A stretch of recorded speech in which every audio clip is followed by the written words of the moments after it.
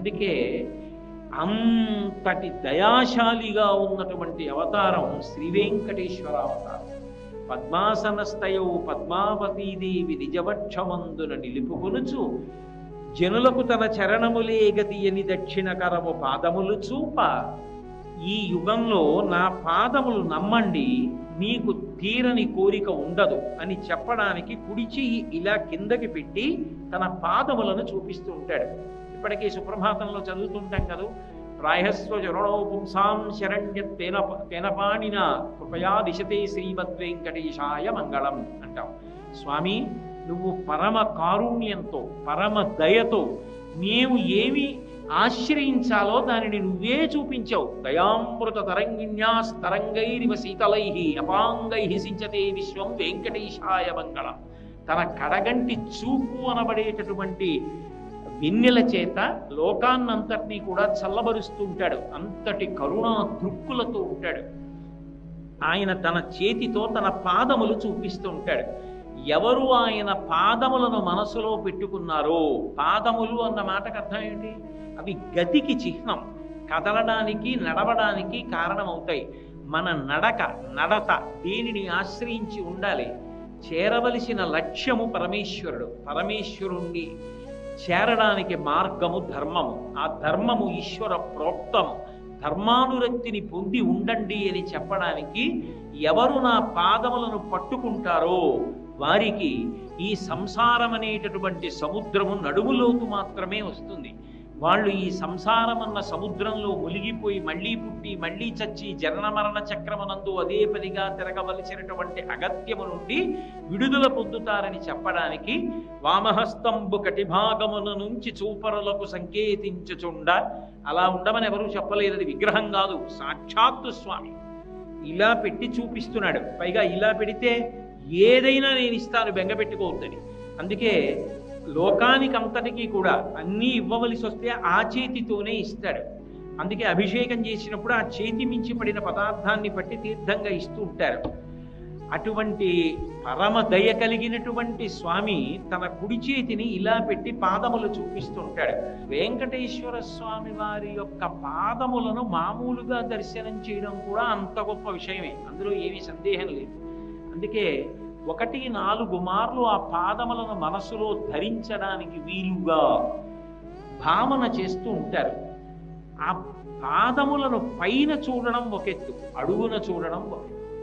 తామ్రోదరజ్జితి పరాజిత పద్మరాగౌ బాహ్యైర్మహోభిరభిభూత మహేంద్ర నీలౌ ఉద్యున్నకాంసుభిరుధస్త శశాంక భాసౌ శ్రీ వెంకటేశ చరణౌ శరణం ప్రపద్యే అంటారు.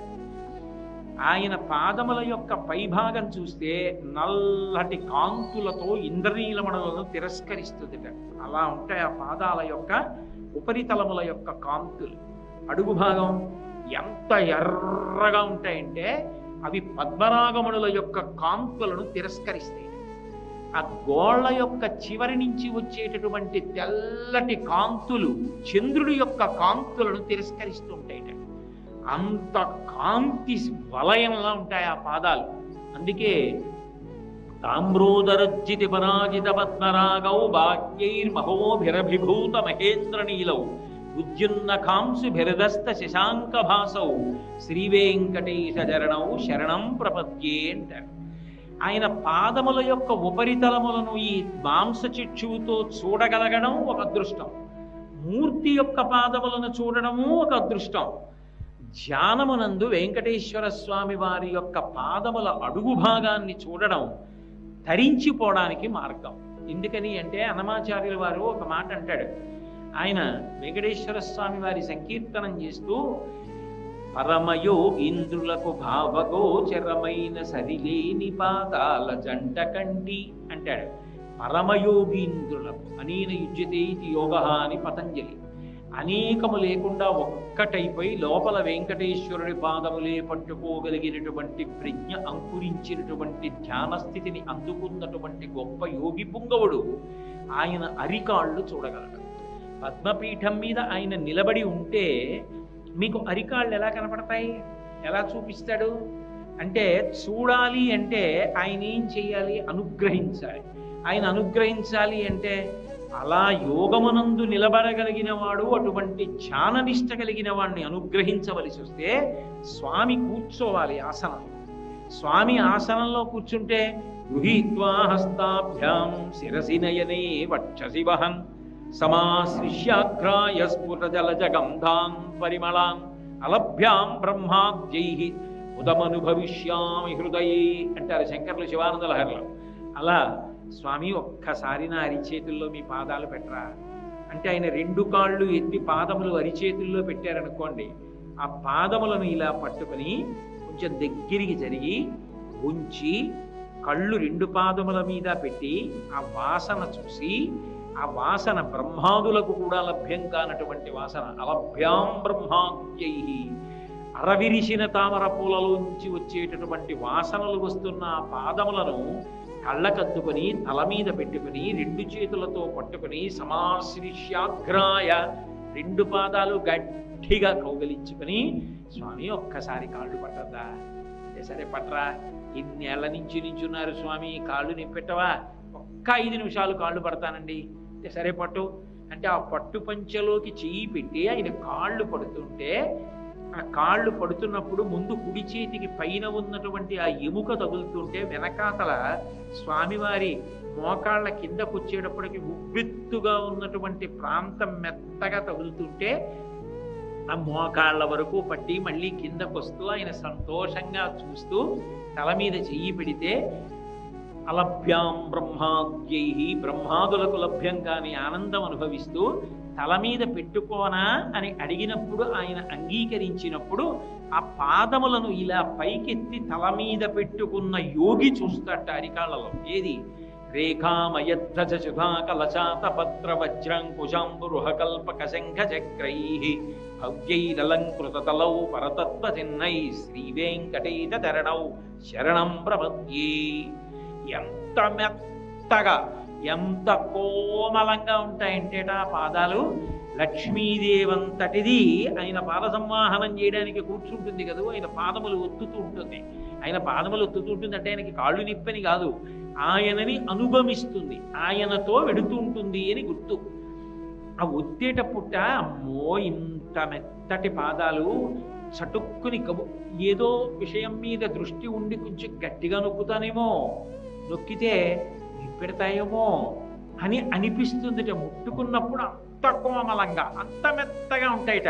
సప్రేమ భీతిక మలాకద పల్లవాభ్యాం సంవాహనేపి సపదిక్లమమాథ దానౌ కాంతాభవంగమనసగోచర సౌకుమార్యౌ శ్రీవేంకటేశ చరణౌ శరణం ప్రపద్యే.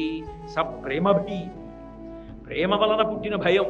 ఇంత మెత్తటి పాదాలు చటుక్కుని గబుక్కుని ఆలోచిస్తూ ఇలా అనను కదా, నిప్పెట్టదు కదా, చాలా పరాకుతో జాగ్రత్తగా మెల్లమెల్లగా ఒత్తుతాను కదా అనుకుంటూ ఒత్తుతుందిట. ఒక్కదానిగా ఒత్తడం ఎందుకు, 2 పాదాలు ఇలా దొరికితే అదృష్టం కదూ అని లక్ష్మీ మహీతదనురూప నిజానుభావ నీలాది దివ్య మహిషీకర పల్లవానాం ఆరుణ్య సంక్రమణ సకిల సాంద్ర రాగౌ శ్రీవేంకటేశ చరణౌ శరణం ప్రపద్యే. ఆమెయే లక్ష్మి, ఆమెయే నీల, ఆమెయే భూదేవి. ఇన్ని రూపాలు పొంది అటు ఇటు కూర్చొని పాద సంవాహనం చేస్తుంటే ఆ నల్లని కాళ్ళ మీద ఎర్రటి అమ్మవారి చేతులు పెట్టి ఒత్తుతుంటే ఏదో నంది తిమ్మన గారు తన చెక్కుల కుంకుమ పత్రభంగ సంజనిత నవీన కాంతి విరజల్లక గద్గత కిన్న కంటి అంటాడు పారిజాతాభరణంలో. అలా ఆ వేళ్ళిలా నొక్కుతుంటే ఎర్రటి చేతుల్లోంటి వేళ్ల మధ్యలోంచి కాంతులు వచ్చి స్వామి పాదాల మీద పడుతుంటే, నల్లటి పాదాల మీద అమ్మవారి చేతుల ఎర్రటి కాంతులు పడుతుంటే ఎంత అద్భుతంగా ఉంటాయోట ఆ పాదాలు. అటువంటి పాదములకు నేను శరణాగతి చేస్తున్నానంటారు. ఆ పాదముల అడుగున దివ్య చిహ్నములు ఉంటాయి. రేఖామయధ్వజ సుధాకలచాత పత్ర వజ్రాంకుశాంబురుహకల్పక శంఖ చక్రై. ఏమిటా రేఖలు అంటే రేఖామయధ్వజ, ధ్వజము అంటే దేవాలయాల్లో ఉంటుంది కదా ధ్వజస్తంభం అంటాం. ధ్వజాంధారయామి రాజోపచారాల్లో ఒకటి. ధ్వజము అంటే పొడుగ్గా ఉంటుంది. అలా వెళ్ళిపోతున్న వాళ్ళందరూ ఏం చేస్తారు, దేవాలయ ధ్వజస్తంభం చూసి పూర్వం ఊరిరిగింపు వెళ్ళిపోతుంటే మంగళవాద్యాలు అవి వేసేవారు, దూరంగా వెళ్ళేవారు. ఆపేసి దేవాలయ ధ్వజస్తంభానికో నమస్కారం చేస్తే దేవాలయం లోపలికి వెళ్ళి నమస్కారం చేసుకున్నారు.